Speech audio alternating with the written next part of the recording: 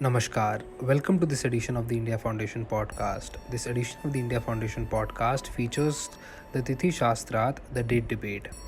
In this edition of the podcast, we have with us Professor Alok Tripathi, Assam University, Silchar, Professor D.P. Tiwari, Vice Chancellor of Veer Kunwar Singh University in Arha, Bihar, and Dr. Bhuvan Vikram from the Archaeological Survey of India. Let's begin.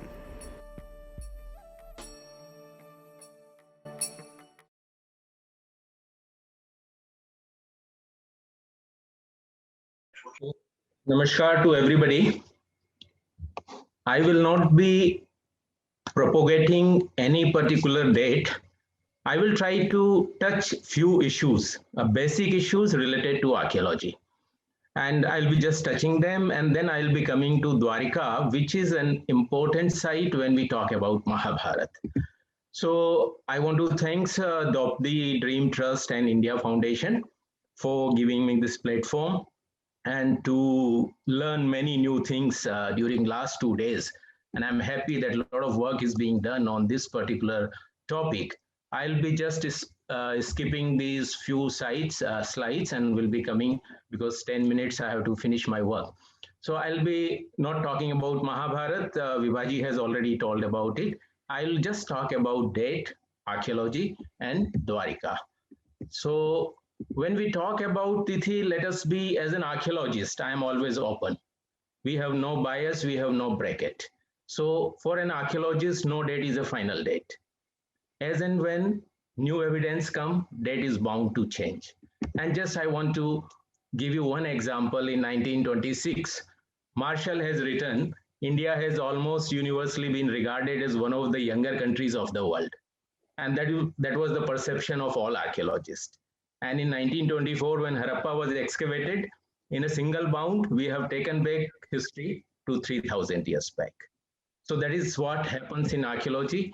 Tomorrow, if you find a site where you get some evidence, date are going to change. And therefore, one has to always be ready to accept the evidence which are coming and which can be dated. Another thing about archaeology, I would like to say that archaeologist has to speak only on the basis of what you find. And there is a classical example which often I use.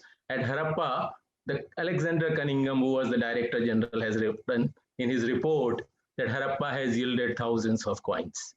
And when the superintendent of Northern Circle, Dayaram Sahni, excavated, and then he says in his report that my excavation proved the general statement to be definitely incorrect. And that is a very bold statement. And this is how an archaeologist works. So it doesn't matter what is written, who has said what. An archaeologist has to speak only on the basis of what he finds in the field or on the evidence.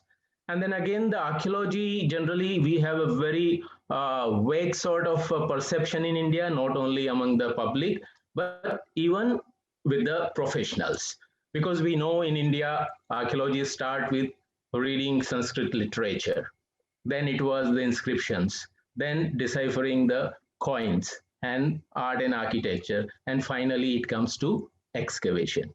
So it is partly the discovery, partly scientific analysis, and then partly the creative imagination. Now, this combination is very important if you want to achieve something concrete. We see at a number of sites there are good discoveries, but poor analysis. Or if poor analysis means good analysis, but poor creative imagination. So unless this combination is there, our results may not match what we really looking for. And when we try to combine, Professor Lal is here, who had made the pioneering work about doing archaeology at Ramayana and Mahabharata sites. And the approach has to be identify the sites, excavate, and then date them. And when we talk about Mahabharata, there are a number of sites. All speakers have told about it. Mathura, Indraprasth, Hastinapur, Ahichhatra, Kampil, many others. But if you do the archaeology there, they are all multicultural sites because all these places were existing before Mahabharata and they continued after Mahabharata. So even if you excavate and find archaeological remains, a question may arise that which particular layer you are going to, which stratums or which strata you are going to identify it with Mahabharata. But there is a place, Dwarika, which stand apart. And reason being because this is a city which was established by Krishna himself. And then after his death, it was destroyed. So if we locate Dwarika and find the material and date it, it is going to be precisely belonging to a particular period, and that is contemporary to Mahabharata. And therefore, Dwarika has a special significance when we talk about Mahabharata. So, just location of Dwarika on the western most tip. And then there are two places where people generally talk about and they have some confusions or they mix up. There is a place Dwarika, which is on the mainland here on the sea coast, and there is a small island in Gulf of Kutch. It was also known as Bhet Dwarika or Bet Dwarika, which means island in Dwarika. Can I interrupt? I think you're not sharing the screen. I am sharing from my side. It is there. No, but we are not able to see the screen. When it happened? Okay, I do it. It never was on the screen. It never was, Alok. But nobody told I am okay. I do it again. You are visible, but the screen is not. Yeah, Okay, now now it it's is. visible. Okay.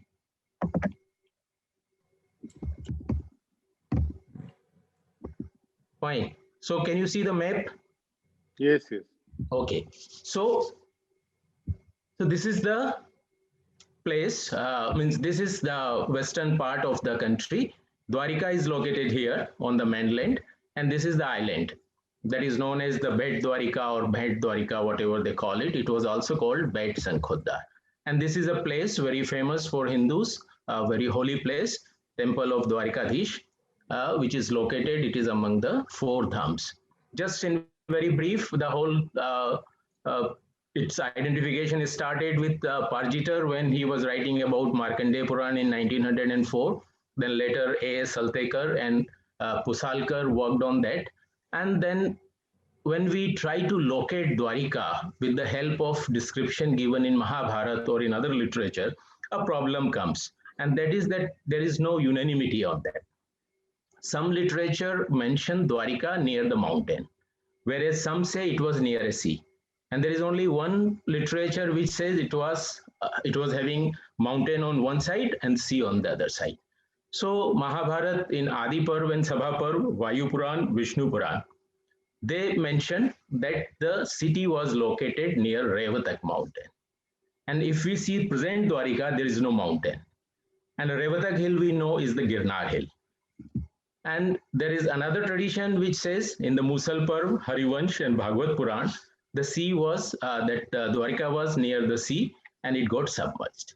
So there is some variation, as yesterday and day before the people were talking about certain contradiction and variation in the dates and planetary conjunctions in Mahabharata in different parts. The same thing is about the location also. So that is one issue which need to be taken before we find the proper location of that. So Ghat Jatak is a Buddhist text of 3rd century BC or prior to that, which clearly mentioned that there was a city on the sea on the one side and the hill on the other side. So this is the what we get the information in the literature.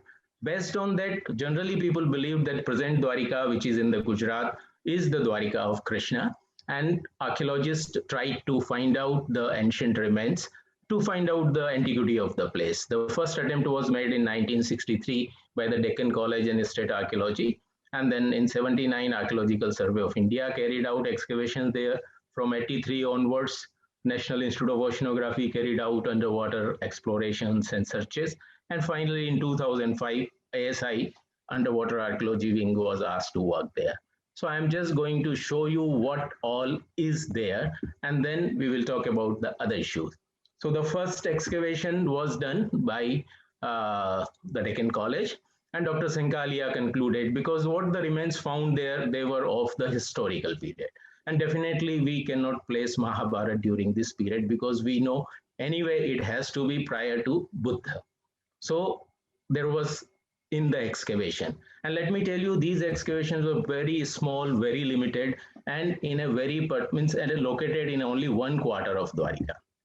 In 1979, when excavation was conducted very close to the temple, Dr. Rao said that he found lustrous red ware from the lowest strata, and that lustrous red ware was datable to mid second millennium BC.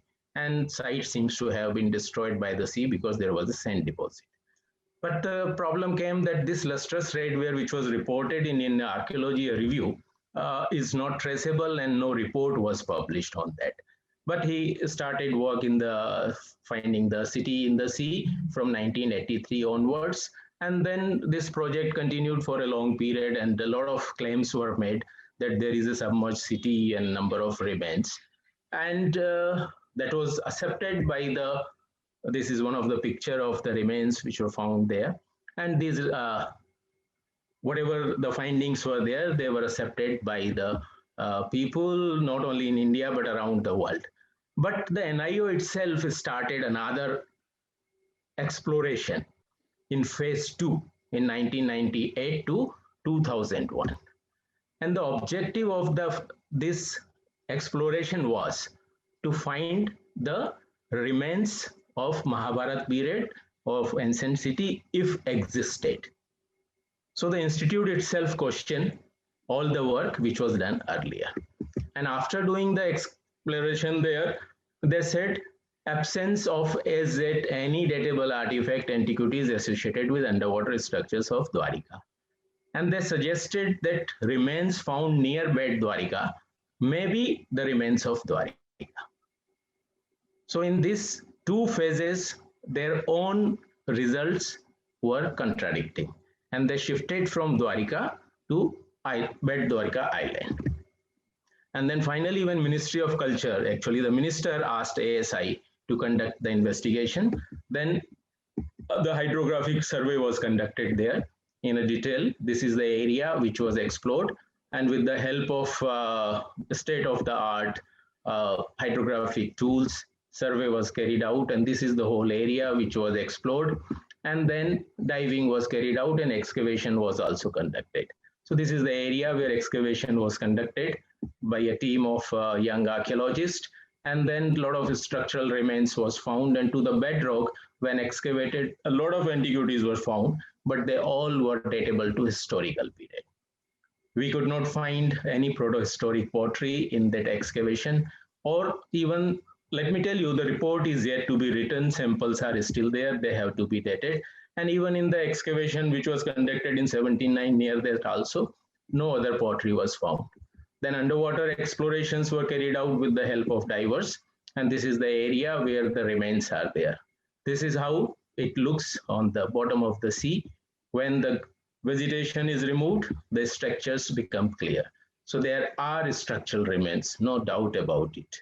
So they are the remains of fallen buildings, and the huge walls, thick, these are there, very well, properly cut, thick slabs, and we could find up to 4 courses of structures, and they all were documented.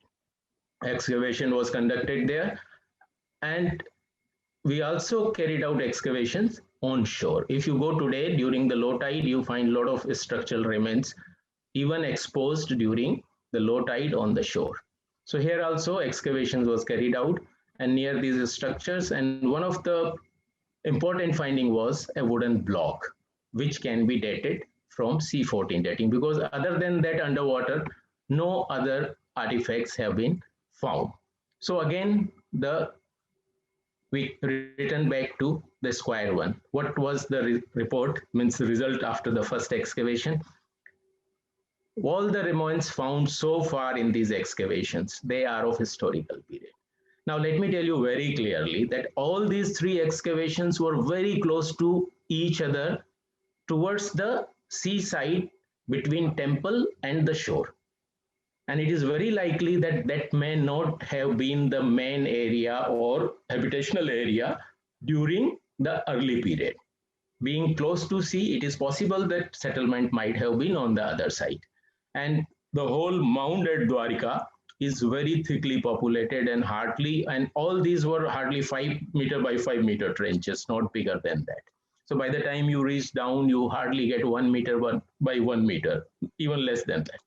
So whatever work have been done, why I'm mentioning this particularly, because many people often refer about Dwarika and findings there, but this is what have been done there.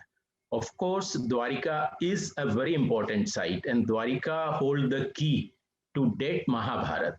But what we need to do is, there is a lot of, there is a need to properly identify the ancient settlement and carry out a proper excavation. And as I have told, because Dwarika is a place which was settled by, the city which was established by Krishna, and that was deserted after Krishna. So if that settlement is located, we can get proper date of Mahabharata war. So that is the situation about Dwarika. Thank you. अगर कोई ये उम्मीद करता है कि महाभारत में जैसा लिखा है वैसा किसी आर्कियोलॉजिकल साइट पर एक्सकवेशन से निकल आए, तो शायद उसको बहुत सफलता या बहुत अच्छी आशा के साथ जवाब नहीं मिलेगा। आप लोग किस पॉटरी को महाभारत काल से संबद्ध मानते हैं, ये आपका अपना अपना मत हो सकता है, लेकिन मैंने तो हस्तिनापुर एक्सकवेशन के बाद लाल साहब ने जो बात कह दी कि पेंटेड ग्रेवेयर होराइजन को हमें महाभारत काल से जोड़ना चाहिए, उसी को मूल मंत्र मान के आगे बढ़ते रहे। पता नहीं इसमें कितना हम लोग सही है, कितना गलत है। संयोग से 5-6 साइट हमने एक्सकैवेट की, जिसमें संचान कोट है, सियापुर है, अहिरवा राजा रामपुर है, कंपिल है, पिरवितनी शरीफ है, चरदा है। इन सब से पेंटेड ग्रेवेयर आता है। सौंफरी है, मदनापुर है, और वो 2 कंटेक्स्ट में आता है। एक तो उसका डिपॉजिट प्योर पेंटेड ग्रेवेयर का है, और दूसरा एक डिपॉजिट ऐसा आता है जिसमें एनबीपी जुड़ जाती है, और फिर तीसरे चरण में पेंटेड ग्रेवेयर एकदम से गायब हो जाता है और केवल एनबीपी चलती है। ये 3 फेज हमको दिखाई देते हैं। और जैसा अभी डॉक्टर त्रिपाठी चर्चा कर रही थी कि हमें ब्लैक एंड रेड वेयर या चैल्कोलिथिक फेज को महाभारत काल से जोड़ना चाहिए अथवा नहीं जोड़ना चाहिए। कंपिल का जो जमाव है वो जमाव तो इस बात का समर्थन नहीं करता, क्योंकि वहां पर एनबीपी के नीचे पेंटेड ग्रेवेयर का लगभग 2-2.5 मीटर का जमाव है, और उस जमाव के बाद हाइटस आ जाता है, और वो अंतराल कोई मामूली नहीं है, लगभग 1 मीटर 90 सेंटीमीटर का है। उस अंतराल के बाद, सैंड डिपॉजिट के बाद, फिर black and red ware period का जमाव आता है, उसके नीचे ओसीपी जमाव आता है। तो कंपिल के एक्सकवेशन के एक्सपीरियंस के बाद तो हमको ये नहीं लगता कि कहीं ब्लैक एंड रेड वेयर और पेंटेड ग्रेवेयर का चैन लिंक या उसमें कोई कंफ्यूजन हो कि ये इसके साथ का है, इसके बाद का है, ऐसा कोई कंफ्यूजन नहीं है। दूसरा, कन्नौज से करीब 10 किलोमीटर दूर सियापुर नाम की एक साइट पे भी हम लोगों ने इसी इलाके में एक्सकवेशन किया था, तो वहाँ का रिजल्ट भी कुछ इसी तरह का है। पेंटेड ग्रेवेयर का इंडिपेंडेंट जमाव है, और उसके बाद ब्लैक एंड रेड वेयर का, हालांकि उसके बाद ओसीपी का कोई जमाव नहीं मिलता। अब रही रेडियो कार्बन डेट की स्थिति, तो हम लोगों के साथ तो एक बात बहुत साफ है कि हम लोग एक्सकवेशन के समय स्ट्रेटिग्राफी एसरटेन करते हैं। उसमें से जो चारकोल या अदर मटेरियल मिलता है उसकी डेटिंग के लिए जिम्मेदार लैब है, हम लोग डेटिंग नहीं करते। और तमाम ऐसी स्थितियों में देखा गया है कि एक ही कल्चरल होराइजन की अलग अलग तिथियां आती हैं, और उसमें बड़ा लंबा अंतराल भी है। तो और मेन कंफ्यूजन का कारण शायद यही है। पेंटेड ग्रेवेयर की डेट में किसी जमाने में ये 600, 700, 800 बीसी तक रह जाती थी, और अब तो 4000, 5000 ईसा पूर्व तक जाने लगी है। तो ये भी हो सकता है कि इस पॉटरी में इतना दीर्घ जीवंतता रही हो, और ये भी हो सकता है कि रेडियो कार्बन डेटिंग मेथड में जैसे जैसे कैलिब्रेशन बढ़ता चला जा रहा है, वैसे वैसे हम पुरानी तिथियां प्राप्त कर रहे हैं। थोड़ी बहुत तिथियां हम आपको बताएंगे। सबसे पहले कंपिल से शुरू करते हैं। तो कंपिल तो ये माना जाता है कि राजा द्रुपद की राजधानी थी। द्रौपदी वहीं पैदा हुई थी, वहीं पर उसका स्वयंवर हुआ था, और बाद में वो कुरुक्षेत्र के साम्राज्य का एक राजधानी जैसा शहर था। इस कैवेशन में कोई राजधानी जैसे शहर का कैरेक्टर मिला नहीं। पेंटेड ग्रेवियर होराइजन पर जो भी संस्कृति की झलक निकलती है, वो ग्रामीण संस्कृति की झलक निकलती है। फिर इस पीजीडब्ल्यू वाले होराइजन को हम महाभारत से अगर जोड़ने का बहुत कोशिश के साथ प्रयत्न करें, तो केवल 3 चीजें हमको मिलती हैं, जिसके आधार पर कुछ हम कह सकते हैं कि हाँ, ये महाभारत पीरियड से जोड़ा जा सकता है। हमको इस पीरियड में एक फर्श मिली जो कच्ची ईंटों की बनी थी। दूसरा एक साक्ष्य था, उसी फर्श से सटे हुए होराइजन पर 3-4 की संख्या में चूल्हे मिले, जो चूल्हे एक नाली से आपस में जुड़े हुए थे, जिनको आप मल्टीपल हर्थ कह सकते हैं। उनमें एक जगह लकड़ी लगाइए तो सब चूल्हे एक साथ गर्म हो सकते थे। तो इससे ये अंदाजा लगता है कि कभी कंपिल में वो दिन जरूर आया था जब उनको ज्यादा से ज्यादा लोगों के खाना बनाने की आवश्यकता पड़ी थी। शायद ये समय द्रौपदी के स्वयंवर का रहा होगा, ये केवल एक अनुमान लगा सकते हैं इस तरह का।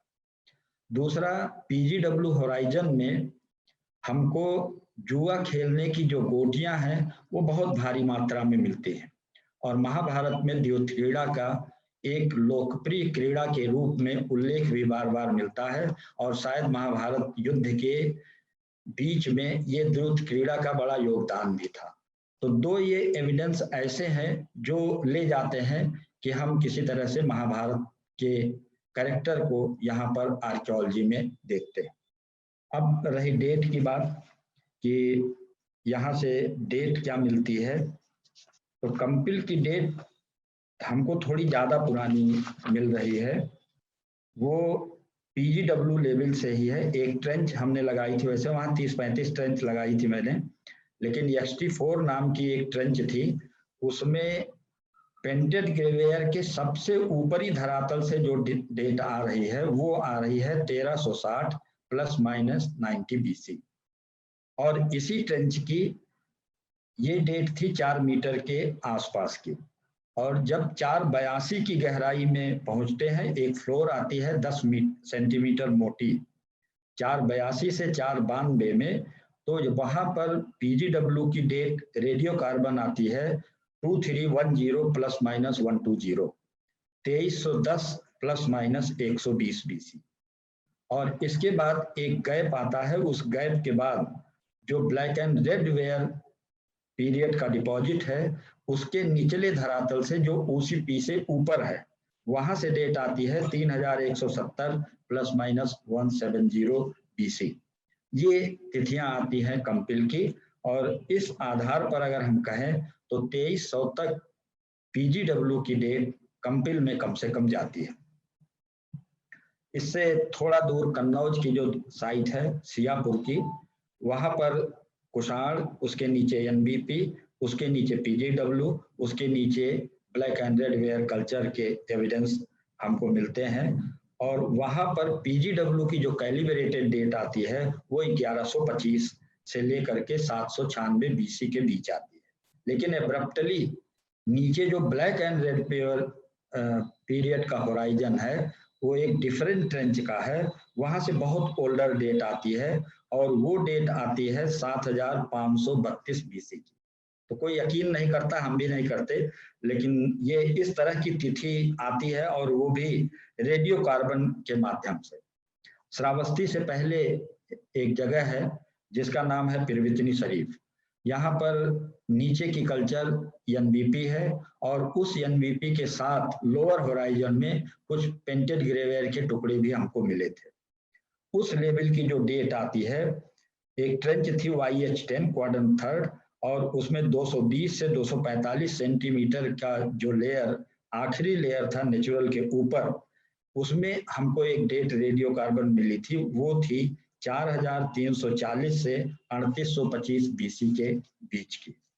जबकि इस तरह की डेट वहाँ गनवरिया के आसपास पहले से रिपोर्टेड थी, लेकिन श्रावस्ती में इतनी पुरानी डेट एक्सकवेशन से पता नहीं चली थी। शाहजहांपुर में 2 साइट बड़ी इंपॉर्टेंट है, मतलब हमारे प्रयास की दृष्टि से। एक है सौफरी, दूसरी है मदनापुर, और ये दोनों शाहजहांपुर के पवाया तहसील में खुटार के पास स्थित है, और दोनों के बीच में ज्यादा से ज्यादा 10 किलोमीटर का अंतर है। सौफरी मल्टी कल्चर साइट थी और मदनापुर सिंगल कल्चर साइट थी। मदनापुर में केवल पेंटेड ग्रेवेयर था, और वहां पर मेडुअल, कुषाण, एनबीपी और पीजीडब्ल्यू था। पीजीडब्ल्यू के 2 फेज वहां थे, एक में प्योर पीजीडब्ल्यू था नीचे वाले फेज में, और ऊपर जब हम जाते हैं तो पीजीडब्ल्यू के साथ एनबीपी भी आ जाता है, लेकिन पीजीडब्ल्यू वाले फेज में कोई आयरन जैसी चीज हमको नहीं मिली थी। तो यहाँ से जो एक डेट आती है, उस ऊपर वाले फेज से पीजीडब्ल्यू के जमाव में ऊपरी चरण से जो डेट आती है, वो आती है 1739 से 1706 BC के बीच की। और लेकिन दूसरी डेट यहाँ पर पीरियड 1A की कैलिब्रेटेड है, वो है 4940 से 4867 BC। ये भी डेट बहुत पुरानी है, और जो बटेश्वर आगरा की जो पहले से डेट मालूम है 3974 BC वाली, उसके आसपास जाती है। इस कंफ्यूजन को दूर करने के लिए हम लोगों ने वो सिंगल कल्चर साइट मदनापुर वाली एक्सकेवेट की थी, और वहां से एक डेट हमको मिली जो इसी रेंज की मिली, वो BS 2418, ये कैलिब्रेटेड डेट थी, लेकिन इसकी रेंज आती है 5189 से लेकर 4694 BC, इसके बीच की ये डेट है। और ये डेट उस समय की है जब DSIP के खिलाफ बड़ा आंदोलन हो रहा था कि यहाँ से बढ़िया डेट नहीं आती, और दुनिया भर का सब लोग उस पर टीका टिप्पणी कर रहे थे। लेकिन ये डेट हैं। हमारी मजबूरी और हमारी आर्थिक स्थिति लखनऊ विश्वविद्यालय में कुछ इस प्रकार की थी कि एम्स डेट कराने का हम लोगों के पास पैसा नहीं था, तो BSIP से जो डेट मिली उसी को हम लोगों ने आधार बनाया। और मेरी जहाँ तक समझ बनती है, उस समझ के आधार पर महाभारत का जो युद्ध हुआ होगा वो पेंटेड ग्रेवेयर कल्चरल होराइजन के लास्ट फेज में हुआ होगा। इसके पहले से पीजीडब्ल्यू कल्चर 1000-2000 साल पहले से चली आ रही थी, और ये शहरी संस्कृति से अतिरिक्त एक ग्रामीण संस्कृति का प्रतिनिधित्व कर रही थी।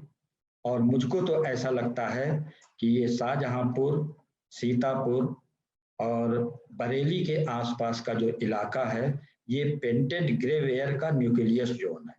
यहीं से पेंटेड ग्रेवेयर चारों तरफ फैलता हुआ नजर आता है, क्योंकि इतनी पुरानी डेट जितना इस लोकेशन में या इस लोकेलिटी की साइट में आ रही है, उतना न पश्चिम से मिल रही है न पूरब से मिल रही है। इधर 2 साल से हम बिहार में हैं, यहाँ की साइट्स पर तो पीजीडब्ल्यू मिलता ही नहीं है, बहुत अकेजनल कहीं मिल गया तो मिल गया, अदरवाइज यहाँ पेंटेड ग्रेवेयर नहीं के बराबर है। तो मेरी इतनी समझ है, और जैसा आप लोग स्वीकार करेंगे वो अच्छा लगेगा। धन्यवाद। सबको नमस्कार। आईशत्रा में जब उत्खनन शुरू हुआ 1940 के आसपास, 1939-40 के सीजन में, और उसकी जो उन्होंने जो रिपोर्ट लिखी 44 में, तो उसमें पहला चीज यही लिखा, शायद वो भी यही चाह रहे थे कि महाभारत से रिलेटेड है आईशत्रा और इसके बारे में हम कुछ जानकारी लें। तो उनका एक रिपोर्ट जो एंशिएंट इंडिया में उन्होंने लिखी, उसमें एक लाइन लिखी कि there nothing it can not be related to Mahabharata as nothing prehistoric was found from the site. और उसकी जो सिक्कों के आधार पे उसका जो कालक्रम निर्धारित हुआ वो मैक्सिमम 300 BC तक गया, और एक उस समय की चर्चा को एक विराम मिला।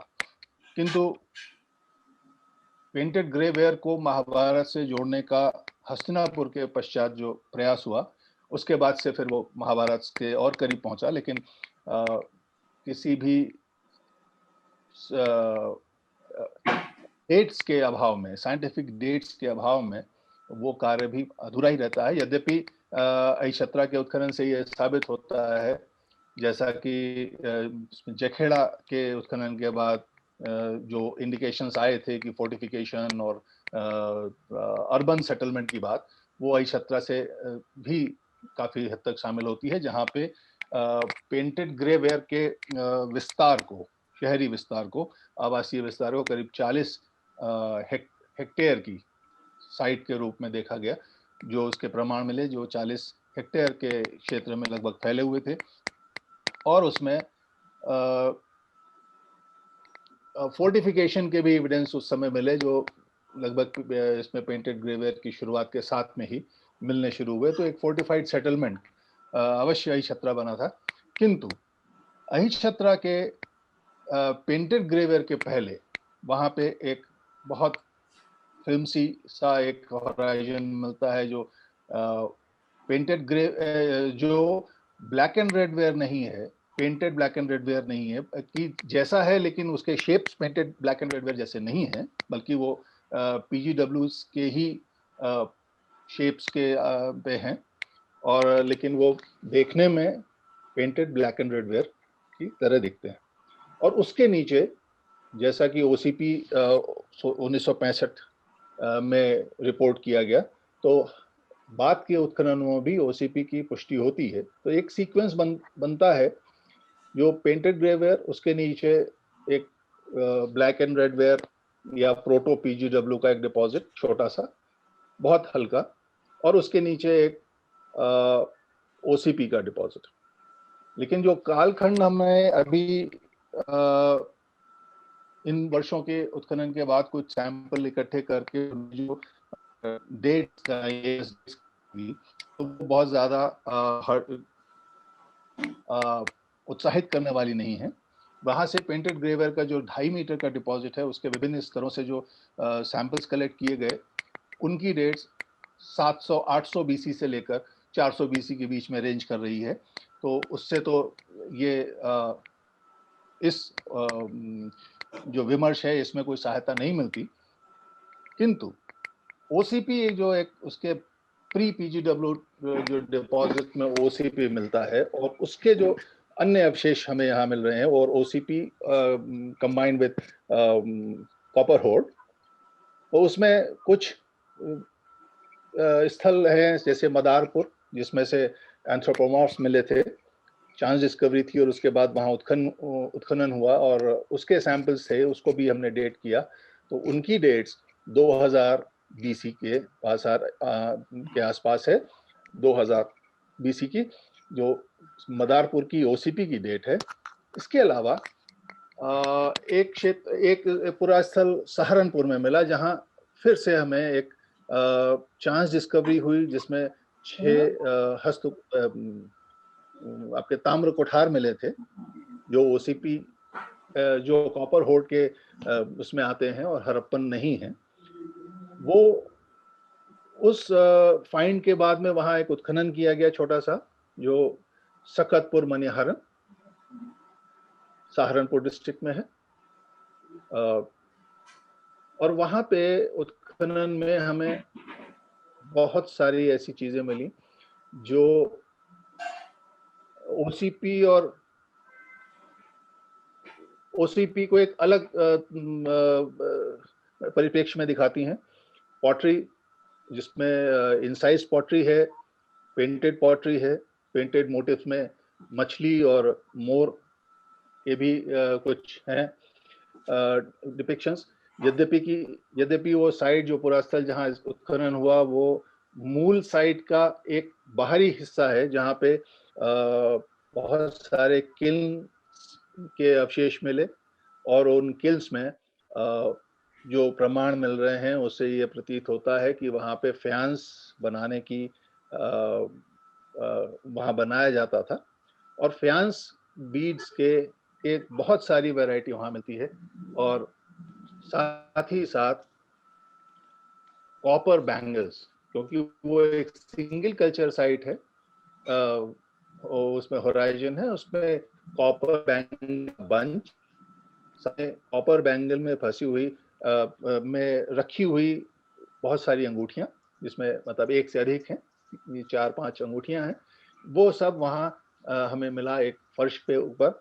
और साथ में वहाँ से जो सैंपल्स इकट्ठे किए गए, उनको 2 सैंपल्स वहाँ से जो इकट्ठे किए, जो सीरियल सैंपल्स थे, उनको बेटा लैब से जब डेट कराया गया तो उनकी डेट्स हमें मिलती हैं 1945-2000 की BC। इसके अलावा एक वहाँ पे एक गंगा के इस पार एक और चांस डिस्कवरी होती है बिजनौर डिस्ट्रिक्ट में, जो वैसे देखें तो हस्तिनापुर गंगा के उस पार है, और गंगा के पूर्व में हस्तिनापुर के समकक्ष बिजनौर इसमें जिले में हमें एक हरिनगर साइड से, हरिनगर गांव के पास से एक खेत के समतलीकरण के दौरान वहां से एक बड़ा बहुत बड़ा इसमें तांबे का बर्तन मिलता है, जो लगभग 71 सेंटीमीटर ऊंचा और 71 सेंटीमीटर उसका डाया है। उसके अंदर बहुत सारे कॉपर इम्प्लीमेंट्स मिलते हैं, जिसमें बर्तन हैं और कुछ शस्त्र इत्यादि हैं। और इसमें कुछ हांडियां, कई हांडियां हैं, उन हांडियों में से लगभग सभी में कॉपर सूट मार्क्स थे, जिनका अवशेष लेके फिर इनको 2 ऐसे पात्रों के सूट को इकट्ठा करके उनका उसकी डेटिंग कराई गई, और वो डेट्स आती हैं 2300 और 2200 BC, जो कि लगभग मैच्योर हड़प्पन के उसमें है। और ये सारे जो अवशेष हैं वो हड़प्पन दिखते हैं, हड़प्पन ही लगते हैं। उनके समकक्ष सारे नेशनल म्यूजियम और अन्य जो हड़प्पन एक्सकेवेशंस की रिपोर्ट है हड़प्पा और मोहनजोदारो की, उसमें वो पात्रों के समकक्ष पात्र वहाँ हैं। तो ये लगभग सभी हड़प्पन उसके हैं। अब इस क्षेत्र में बाकी जो सहारनपुर के पास में बड़ौत में, जैसे मंजुल जी ने भी बताया, उनके जो 2-3 साइट वहाँ पे चंदायन और ये, और इनके जो काल क्रम आ रहा है वो सनौली की जो सखतपुर की OCP साइट है, वो उनका काल निर्धारण लगभग समकक्ष है। और इस समकक्षता को देखते हुए एक निश्चित तौर पे ये है कि एक 2000 के आसपास, 2000-2100 के आसपास इस इलाके में जो यमुना और गंगा के बीच का हिस्सा है, वहां पे एक निश्चित रूप से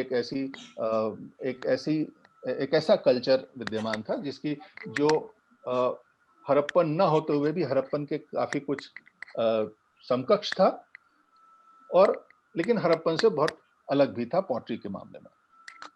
अब रही बात इसको महाभारत से जोड़ने की, तो महाभारत से जोड़ने के ऐसे कोई पुरातात्विक साक्ष्य तो नहीं है। और जैसा लाल साहब ने पहले PGW से को रिलेट किया था, लेकिन महाभारत के और ऋग्वेद के जो कई ऐसे अंश हैं जो सरस्वती नदी के या यमुना के पुनर्वापस लेके आने के लिए बलराम द्वारा ऐसे जो प्रसंग आते हैं, तो उसके हिसाब से यदि वो प्रसंग सही हैं, तो कम से कम यमुना का वापस पूर्व की दिशा में बहना का जो प्रसंग आता है, जो बलराम अपने हल की नोक से लेके आते हैं, तो अगर उस तरीके के प्रसंग, और सरस्वती नदी के नदी तमा और गिरिब्याह समुद्रात से लेकर फिर वो कुब्जी मतीब होते हुए जो ग्रेजुअल उसके डिस्क्रिप्शन मिलते हैं नदी के, तो उनके हिसाब से तो इसके पूर्व ही लगभग 2000 के आसपास ही कहीं पे ये डिस्क्रिप्शन ठीक बैठते हैं, जिनकी वजह से शायद हड़प्पन संस्कृति का, हड़प्पन सिविलाइजेशन का अवसान भी हुआ। तो कुछ ऐसी चीजें हैं पुरातत्व के हिसाब से, तो पुरातात्विक साक्ष्यों के आधार पर तो कहना बहुत ही मुश्किल होगा कि इसका कालखंड क्या होना चाहिए, क्योंकि archaeology and literature are very difficult to be married together, and it is really difficult to find evidences of war or any kind of destruction specifically which can be interpreted in archaeological field. So war या उस समय की जो जो जितने भी हमारे क्षेत्र हैं, जनपद हैं, जिनको हम बाद में 16वीं जो 6ठी शताब्दी में हमें जनपद मिलते हैं, और उसके पहले यदि हम उसको कंपेयर करने की कोशिश करें तो वैदिक जो ट्राइब्स हैं और षोडश महाजनपद, इनके जो नाम हैं, इसमें से कुछ ट्राइब अवश्य ऐसी हैं जो ऋग्वैदिक ट्राइब्स हैं, जैसे कुरु, चेदी, वत्स, ये पहले से चली आ रही हैं और बाद के जनपद इसमें नए ऐड होते हैं कई सारे। तो ये भी एक काल क्रम के अनुसार बढ़ते हुए जनपदों का, जो हमारे नाम हैं जनपदों के और उनके क्षेत्र हैं, तो ज्योग्राफी के साथ में भी कुछ बढ़ते हुए, तो ऋग्वैदिक कुछ ट्राइब्स मौजूद हैं 6ठी शताब्दी में और उस समय नए जनपद भी आ रहे हैं। तो ये एक विचारणीय होगा, लेकिन फिर भी इससे भी हमें महाभारत को डेट करने की तो सहूलियत नहीं मिलती। बाकी जो अहिछत्र का है, अहिछत्र से पहले ही बताया कि इसमें पीजीडब्ल्यू का जो हमारा है, पुरातात्विक दृष्टि से वहाँ 2.5 मीटर का लगभग डिपॉजिट है, लेकिन जो अभी IUAC से डेट किया है, जो सैंपल्स अभी डेट हुए हैं, वो इतने उत्साहजनक नहीं है, क्योंकि वो 7वीं 8वीं शताब्दी से लेकर 4ठी शताब्दी के बीच में है। तो पहले की भी एक पुरानी डेट है अहिछत्र से, जो TFIR की है, और वहाँ वो भी डेट 400 के आसपास की थी। तो ये एक बड़ा विषय है, जैसे अभी प्रोफेसर तिवारी ने कहा था कि ये इलाका इसका कोर जोन होना चाहिए, तो कम से कम अहिछत्र से तो वो ऐसा प्रतीत नहीं होता है। यद्यपि डिपॉजिट, अगर आर्कियोलॉजिकल डिपॉजिट हम देखें तो उसमें वैरायटी बहुत है, वहाँ पे डिपॉजिट बहुत है, और यहाँ ये संभव होना चाहिए था, लेकिन जो डेट्स हमारे पास AMS डेट्स हैं IUAC की, वो इसको समर्थन नहीं देती हैं। धन्यवाद। Thank you so much for listening to this edition of the India Foundation podcast. Do like, share, and subscribe the India Foundation channel.